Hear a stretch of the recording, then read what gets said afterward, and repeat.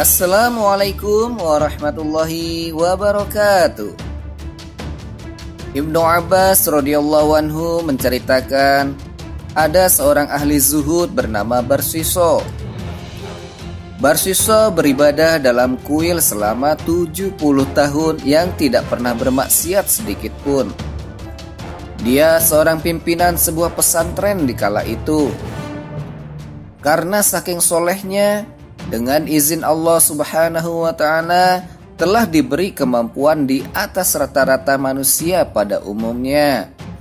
Contohnya, dia bisa berjalan di atas air, bisa terbang layaknya burung, dan masih banyak lagi kelebihan-kelebihan yang lainnya. Dia mempunyai santri-santri yang jumlahnya sangat banyak, mencapai puluhan ribu santri. Dalam sebuah riwayat, santri Kiai Barsiso ini berjumlah 60.000 orang, dan setiap santrinya mempunyai keistimewaan yang sama dengan kiainya, mampu berjalan di atas air dan bisa terbang layaknya burung. Untuk terus mengembangkan channel ini, bagi yang belum subscribe, silahkan subscribe terlebih dahulu. Like dan share untuk saling berbagi seputar informasi Islam. Semoga syiar Islam semakin tersebar ke seluruh alam. Amin ya Rabbal Alamin. Karena dengan kesolehannya itu membuat iblis menjadi gusar dan marah serta ingin menjerumuskannya. Sebab sifat iblis memang ingin selalu menyesatkan orang-orang yang beriman menjadi kufur kepada Allah Subhanahu wa Ta'ala dengan segala upaya dan tipu daya mereka, seperti yang terkandung dalam surat Al-A'raf ayat 16 sampai dengan 17. Qala fabima aghwaytani laq'udanna lahum siratakal mustaqim. Thumma la'atiyannahum min baini aydihim wa min khalfihim wa an aymanihim wa an syama'ilihim wa la tajidu aktsarahum syakirin. Iblis menjawab, karena engkau telah menghukum saya tersesat, saya benar-benar akan menghalang-halangi mereka dari jalan engkau yang lurus. Kemudian saya akan mendatangi mereka dari muka dan dari belakang mereka, dari kanan dan dari kiri mereka. Dan engkau tidak mendapati kebanyakan mereka bersyukur. Setelah itu, iblis memberikan perintah kepada setan untuk menyamar menjadi santri baru di pesantren yang Barsiso pimpin. Semua orang di pesantren itu tak terkecuali Barsiso tidak ada yang tahu bahwa santri tersebut sebenarnya adalah jelmaan setan laknatullah alaik. Hanya Allah Subhanahu wa Ta'ala saja yang maha mengetahui apa-apa yang terjadi di muka bumi ini. Santri baru tersebut dengan tekunnya beribadah untuk mengelabuhi orang-orang yang ada di sekitarnya. Saat yang lain sholat, si setan tersebut mengikutinya. Begitu pula melakukan ibadah-ibadah yang lain. Bahkan ibadahnya tampak seolah-olah melebihi santri-santri yang lain, sehingga menjadi perbincangan di kalangan mereka. Dan suatu saat kabar tersebut pun terdengar oleh Barsiso. Maka demi mengetahui yang sebenarnya, Barsiso mulai mengamati gerak-gerik si santri baru tersebut. Saat Barsiso dan para santrinya sholat, si santri tersebut ikut melakukannya. Sampai-sampai yang lainnya, termasuk Barsiso, selesai melakukan sholat dan zikir. Bahkan si santri itu masih belum selesai juga ibadahnya. Tidak juga dalam hal lain, saat Barsiso sehabis selesai melakukan ibadah-ibadah yang lain, sewaktu belum tidur, Barsiso masih melihat si santri masih tekun beribadah. Bahkan setelah tidur untuk bangun melaksanakan sholat qiyamul lail, Barsiso masih juga melihat santrinya tersebut melaksanakan sholat malam. Singkat cerita, Barsiso mengagumi santrinya itu dalam ketaatannya beribadah. Sampai suatu hari, Barsiso bertanya kepada santrinya itu, "Kamu begitu tekun beribadah melebihi aku dalam melaksanakannya. Apa yang menjadikan kamu menjadi begitu?" Si santri jelmaan setan ini pun menjawab, "Saya melaksanakan begini karena saya pernah berbuat dosa besar. Dan sekarang sungguh sangat menyesalinya. Maka untuk itu saya sekarang tekun beribadah. Jadi kalau belum pernah melakukan dosa besar, pastilah belum mau bertobat seperti saya ini." Si santri memulai ancang-ancang menjerumuskannya. Barsiso bertanya lagi, "Dosa apa gerangan yang membuat kamu menjadi seperti sekarang ini?" Santri pun menimpalinya, "Membunuh seseorang." Barsiso kaget mendengar jawaban dari si santri tersebut. Santri itu pun melanjutkan jawabannya, "Kalau Kiai mau, bunuhlah orang terlebih dulu agar bisa seperti saya ini." Santri ini mulai menebar perangkapnya. Barsiso menjawab, "Apakah kamu tidak tahu bahwa membunuh itu dosa yang besar? Saya jelas tidak mau melakukannya." Santrinya menjawab, "Bagaimana kalau berzina?" Santri tersebut gigih dalam menjerumuskan Barsiso. Barsiso pun menjawab, "Tidak mungkin orang seperti saya mau melakukan perbuatan zina, karena hal tersebut juga dosa yang besar." Si santri tambah semangat untuk memuluskan rencananya. "Kalau minum arak bagaimana? Itu dosa ringan dan mudah diampuni oleh Allah," kata si santri dengan terus merayu Barsiso agar menuruti kemauannya. Sampai akhirnya si Barsiso menyetujui perkataan si santri untuk meminum minuman keras demi bisa melakukan ibadah seperti yang santri lakukan, dengan asumsi bahwa minum arak adalah dosa yang ringan yang mudah meminta ampun kepada Allah Subhanahu wa Ta'ala. Setan yang menjelma menjadi santri ini pun gembira mendengar ajakan untuk menjerumuskannya mulai menampakkan hasil. Lalu si Barsiso minum minuman keras. Singkat cerita, pada saat berpisah, setan mengajari Barsiso doa-doa untuk menyembuhkan orang yang sakit dan orang gila.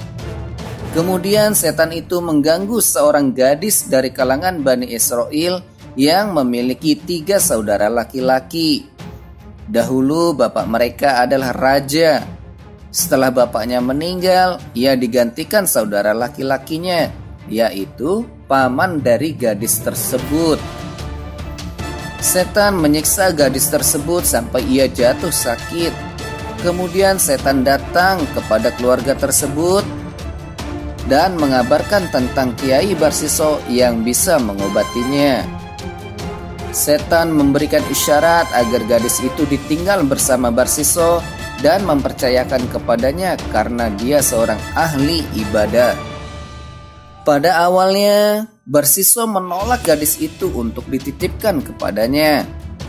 Namun akhirnya, saudara-saudaranya membuatkan kuil di dekat kuil Barsiso dan meninggalkan saudara gadisnya di sana.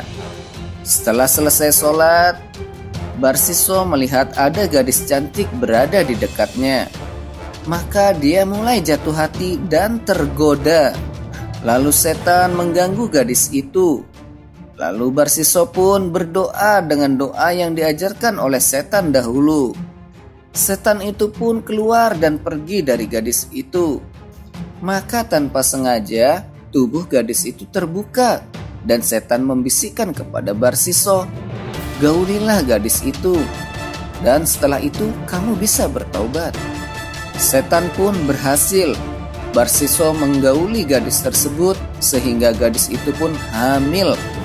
Si santri jelmaan setan ini yang dari tadi menemaninya berkata, "Kalau semua orang tahu Kiai melakukan ini semua, pasti akan membuat Kiai malu. Sebaiknya bunuh saja sekalian. dan setelah itu kamu bisa bertaubat.